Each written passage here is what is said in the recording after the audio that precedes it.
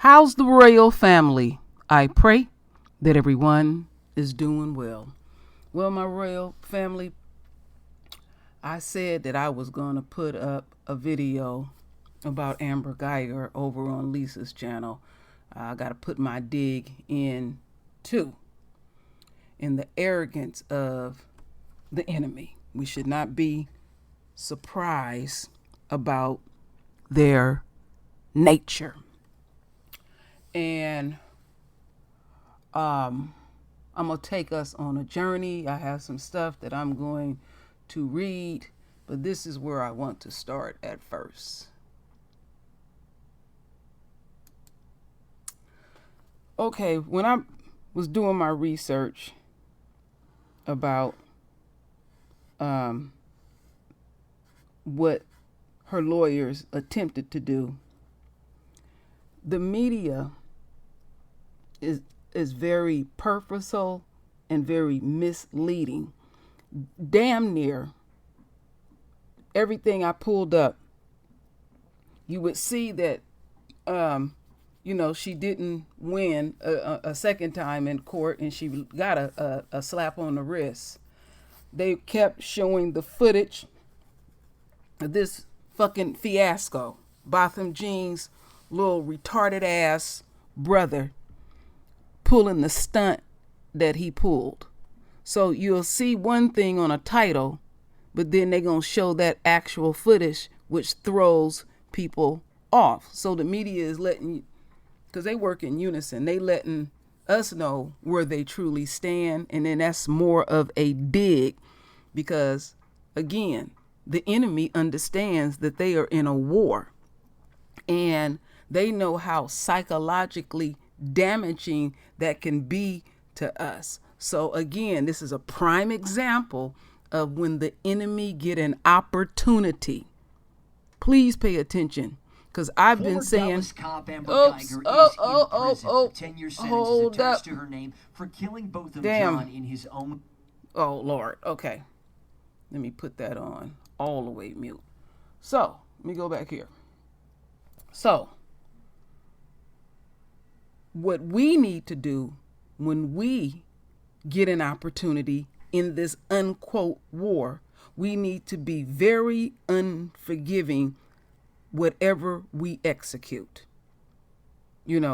Because we have did everything under the sun to be peaceful with this beast, and that don't work.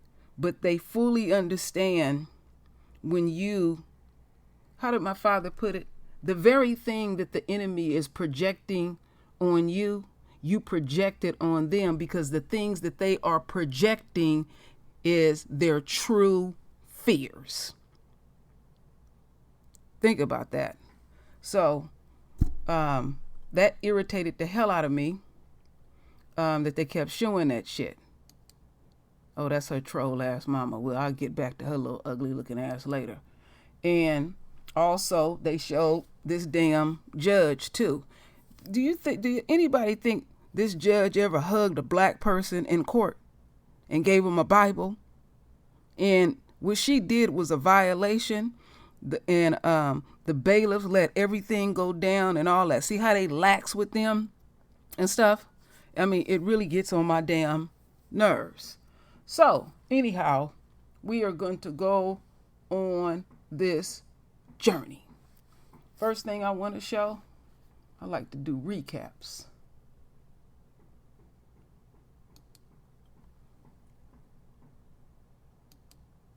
You've told us about how you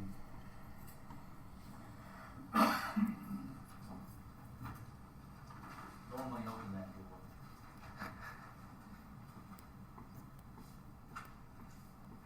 But it didn't happen that way, that day. Okay. I'm going to I want to go through a few things that happened at that door and in that room with you now, okay?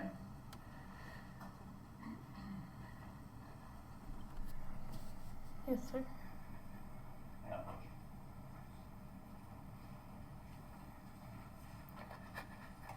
Amber, I need you to step back.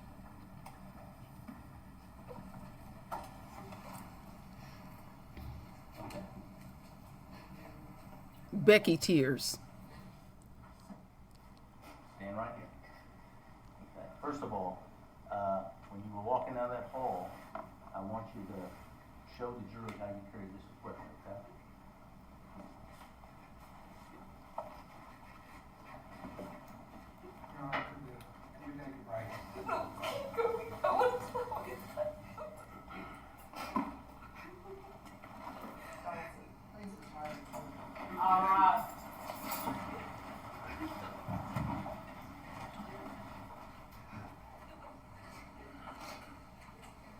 Look like her ass about to cry. Fake ass judge.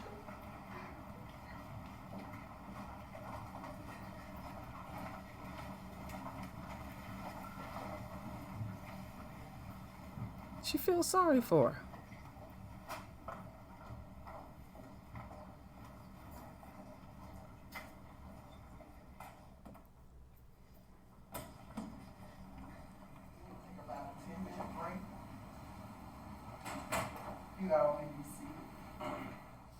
Yeah, so you can go back in your chambers and go cry too. Boy, boy, boy. Some of our folks, I just don't understand and not going to try to understand. But I just had to put that dig in. So after everything is said and done, that whole fiasco that happened in court, boy, I'll never forget that day. That was like one of those moments that just froze. And I was like, Lord have mercy. You know, with Botham's little retarded brother, you know, he springs that on the family. And I seen his sister and his mother, they were instantly pissed. And then his damn father talking about he want to be friends with the person that murdered their royal son. This little thing here, they give him an award, and he gets up there and get his crazy speech talking about it was all due to her training. She shouldn't be in jail at all. I'm like, damn. So, I'm going to start out with this video that popped up on me, and I'm going to play this one first.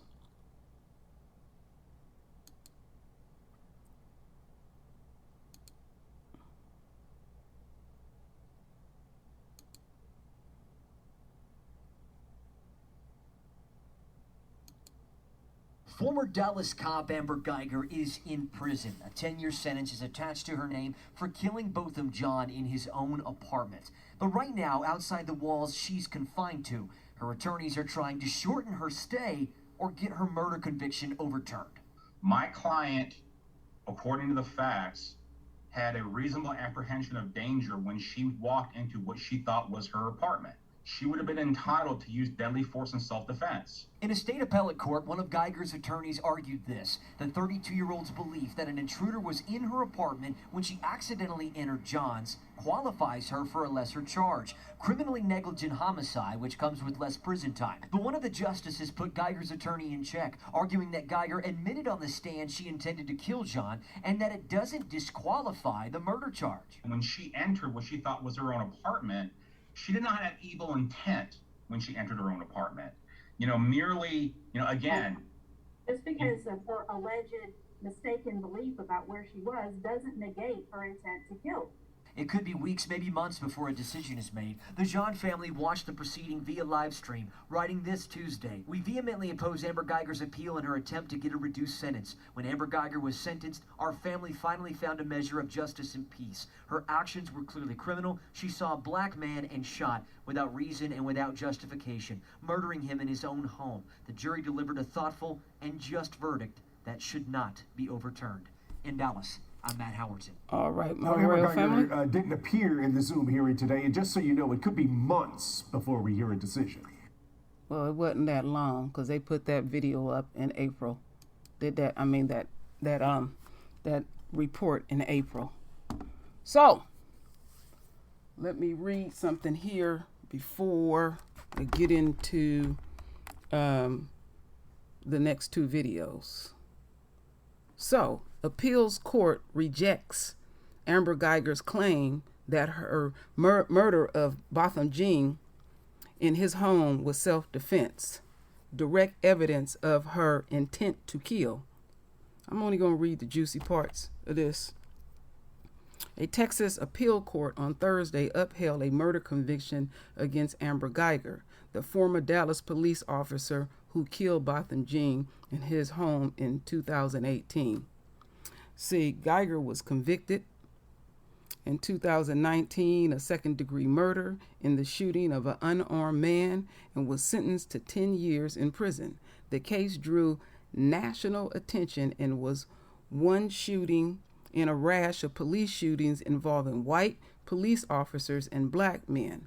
The Fifth Texas Court of Appeals ruled Thursday that Dallas County had sufficient evidence to convict Geiger, who turns 33 on Monday. Geiger's defense attorney, Michael, Malo, that's the best I can pronounce it, argued that the murder conviction should be thrown out because she was acting in self-defense when she shot Jean, thinking he was in her apartment and that he was an intruder. I'm just going to say Michael because I can't pronounce that last name. Michael said the lower court judge was in her own apartment when she shot Jean, which would have made the shooting reasonable. Michael asked the courts to re-sentence Geiger on the conviction of criminality negligence, homicide, a lesser charge that carries a maximum sentence of 2 years in prison if the judges decide not to fully acquit her. Jean, a 26-year-old accountant, was in his apartment. Okay, we already know what went down. I want to get to this. This is the best part to me. The panel did not question the facts of the case and agreed with prosecutors that the error was not reasonable and that Geiger had intended to kill Jean, finding that her belief that deadly force was necessary and was also reasonable. That she was mistaken as to Jean's status as a resident in his own apartment or a burglar in hers does not change her mental state from intentionally or knowingly to criminally negligence. The judge wrote in a 23-page opinion, "We decline to rely on Geiger's misperception of the circumstance leading to her mistakes, beliefs as a basis to reform the juror's verdict in light of the direct evidence of her intent to kill." An attorney for Jean's family said they were relieved to hear the court's decision. Geiger could have been sentenced to as many as 99 years in prison, and prosecutors had asked that she would be sentenced to 28 years, which is the age of Jean would have turned during the trial. Geiger's defense attorney could go before the Texas Courts of Criminal Appeals and ask them to review the decision. She will be eligible for parole 2024 under her current sentence. All right. So they got the rejection, but don't be surprised by the enemy's nature. So I have 2 videos.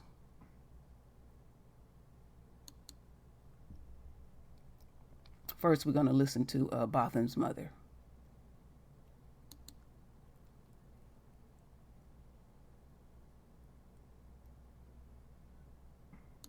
Botham Jean's mother says she is furious tonight over Amber Geiger's appeal. The former Dallas police officer wants a court to overturn her murder conviction and 10-year prison sentence for killing Jean in his own apartment. Jean's mother told Scott Gordon that if anything changes, Geiger should get a longer sentence.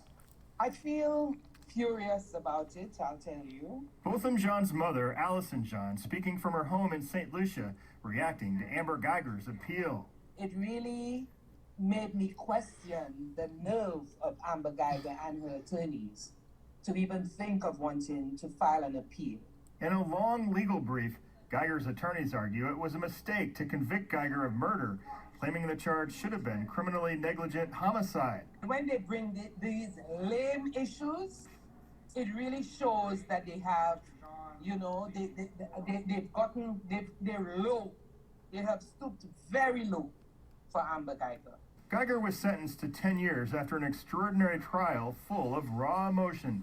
The former cop had just arrived home, still in uniform, after a long day at work. She says she shot John, believing he was an intruder in her apartment, not realizing she had mistakenly walked into his. And can you kill someone in the comfort of their home and just say, I'm sorry, just have an apology, and you just get away with it? I mean, where in the world does that happen? The Jean family's attorney says he doesn't think the appeal will be successful. I don't think there's anything new within the brief. I think the jury had all the evidence that was before them, and I think the right decision was made. Today is my 31st wedding anniversary. Angry over the appeal, Botham Jean's mother says she and her husband can't celebrate their wedding anniversary, even as others call to congratulate them. And the one call that I cannot get is from my son, Mofa. I'm in pain. It's hurting. And the family may have to relive their pain again in a lawsuit against Geiger and the city, still in its early stages. Scott Gordon, NBC5. Oh. Geiger's attorneys handling the appeal did not respond to our request for comment. No, they ain't. So we shouldn't be surprised by that. But the reason why I had played that video, I wanted the royal family to hear Botham's mother. Now, I have seen an interview where they asked his mother, was she going to forgive Amber? And she said, basically, I'm not there. And then I read, I think it was on Twitter, Botham's sister was on there, and she was pissed. And she said, I ain't never forgave him, and I don't plan on, forgave her, and I don't plan on forgiving her. The father, like I said, his son did his dumb shit. The father did his dumb shit. But I could read on the females in that family. They were livid, with that. Livid. You don't have your family member blindsiding you like that. So let's listen to this next video. This is video is a little over almost 8 minutes.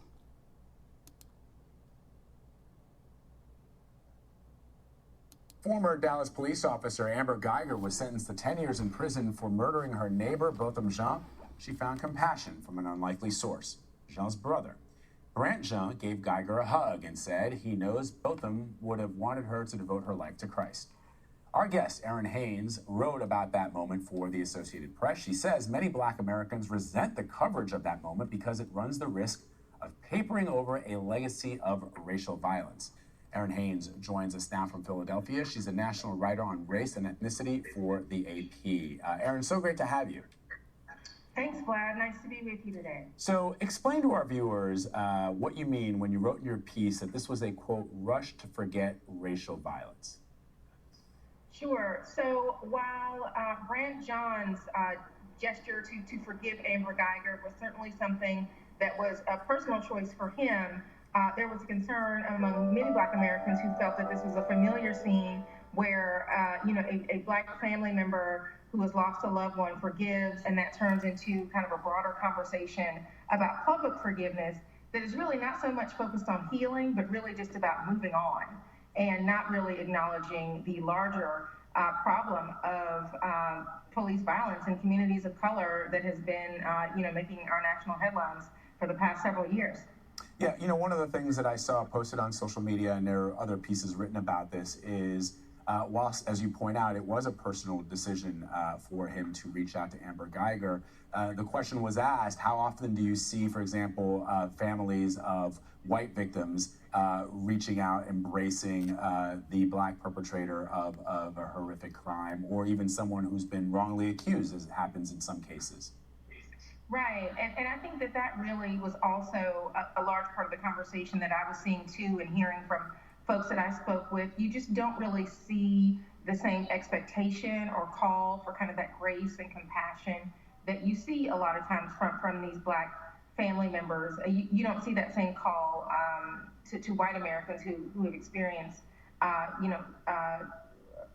or who have lost a loved one, and really also just the issue that black anger or rage is not something that is seen as justified or really acknowledged. There are calls for calm from, that are issued to the black community in these kind of tense times. I know certainly awaiting the Geiger verdict, there was a call in Dallas, for people to remain calm and not be violent, even though, the community was really reacting to what they felt was violence that had been done to them. Right. And, as we were discussing that, I mean, it's good to point out that we may not have ever seen something like that on camera. It doesn't mean it doesn't happen, that somebody has embraced somebody who's African-American who's perpetrated a crime. But I think the notes that I was getting on social media more had to do with the coverage. The coverage has been sort of outsized in this one particular moment. And on the flip side, why do you think there were so many people that were quick to call this, as you put it, an act of amazing grace and redemption? Well, I think for a lot of people, it was reminiscent of the what happened in the wake of the Charleston 9 shooting, where you had a lot of family members there immediately expressing forgiveness for Dylan Roof, the shooter in that case. And I actually spoke to a woman who was the daughter of one of the victims of the Charleston 9, Reverend Shannon Risher, and what she had to say was that, her sister was I think the first person that forgave Dylan Roof, but she actually took about 2 years to come to that decision on her own, and really just kind of reiterated the notion that forgiveness is a personal choice.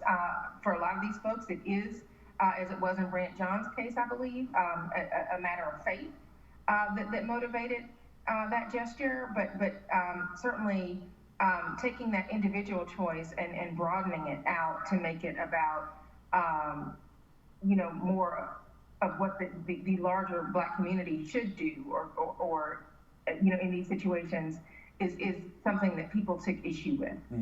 And you also write in your article about how this isn't the first time we've seen this kind of expression of forgiveness. You pointed out Dylan Roof. Tell us a little bit more about that. Explain to the audience what you mean about the idea, the notion behind something perpetrated against one group of people, and generally the victim having to be the one to open up or to find forgiveness in their hearts to the perpetrators.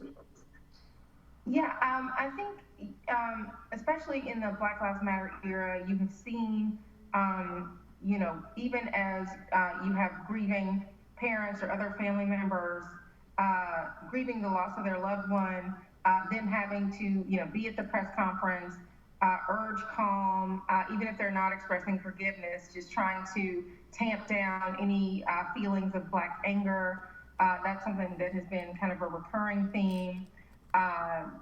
But I mean, just historically, when white America has done an act of violence against a black person, you see examples where, the response is, well, are you angry with me?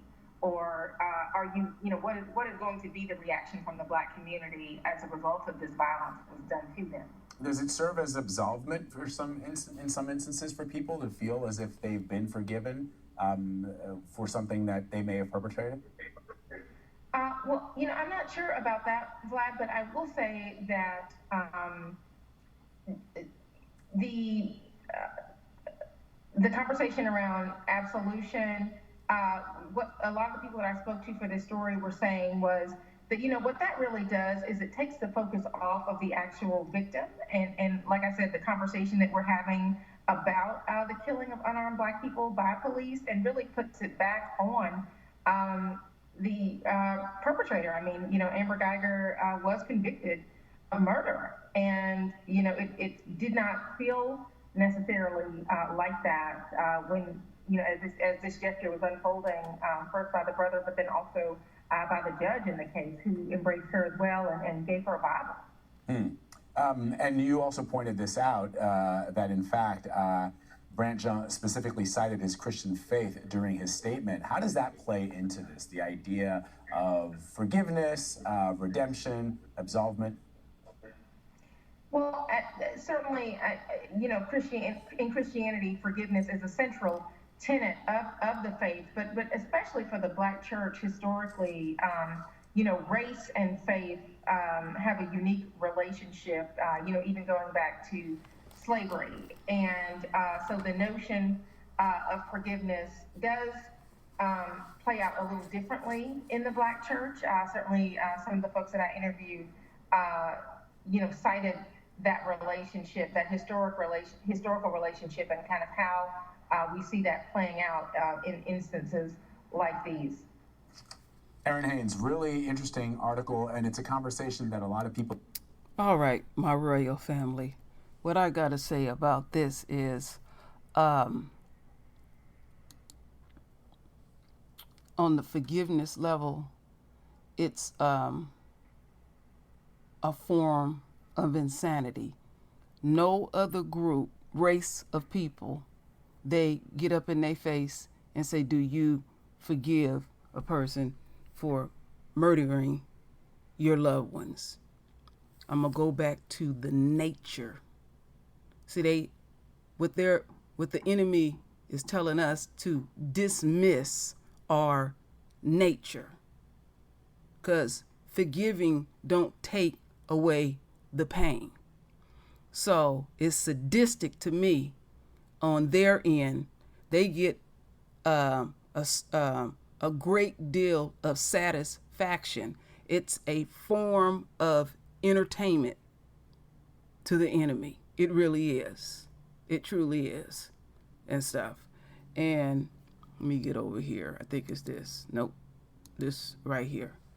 This is the demon that birthed this murderer. So we know if she makes it to her mama's age, and her mother ain't that old, this is what Amber Geiger gonna look like real quick. But remember, this bitch birthed a murderer. What was the dynamics in that household? What was going on in that household for her to do what she did? Who was the first teacher? This little dried up ass beast at the end of the day. And the level of arrogance, that's how they get down. So the the Botham's brother makes this gesture, the judge makes this gesture, and could you imagine how them folks was looking at them in that courtroom? They said, these niggas is insane. They literally insane. You just want to chalk it up. Oops, it was an accident and all that stuff. That is a human life. They don't value us. They don't value us at all whatsoever. We need to learn how to be selfish and value each other. We need to learn how to forgive each other. Because when we get angry with each other, we put a line in the sand and our jaws will be tight for years and stuff. But that's the level of insanity even on our end, where we don't want to forgive each other, but then somebody can do something as horrendous as murdering and you forgive them? Do we have the power to forgive? So the last thing I wanted to say, that what I'm disappointed with, now this is what I do support. I support her getting out of jail right now. And they gonna put her on a tour, get a book deal, possibly a movie deal, and she'll just be speaking throughout the United States to make her coins and stuff like that. And Botham's family need to sue her for some high millions of dollars. Put that hoe on the track. Yeah, let her get out. Let her be a slave to them. And that's why I don't understand why they are not suing her directly. They will garnish that money. And you know they love throwing money at them in the high millions and stuff. Yeah, that's some real justice, because she would resent the fact that she gotta kick out money. And when I say, I'm not saying it would happen, it would be like $300 or $400 million. It wouldn't be that. They probably would reduce it down to something. But yeah, I'm in favor for that. I would hold that bitch out. She would be working that track. Yeah, get your book deal, get your movie deal, go on your little sob tour and all of that. And before you get your coins, that amount of money, whatever the percentage is, will go to the family. And see, they have civil attorneys, and I was like, they can sue in many ways. Now, I do know that they're trying to overturn this thing with the city, the state of Texas. They probably getting compensated and stuff, but I strongly doubt it will happen. We shall see in due time. But I wanted to take the time to do a video on this and stuff. And it is what it is. So do your part. Render your voice with your beautiful divine words. And as always, my royal family, I thank you for your love. I thank you for your support. And with that said, Ashe.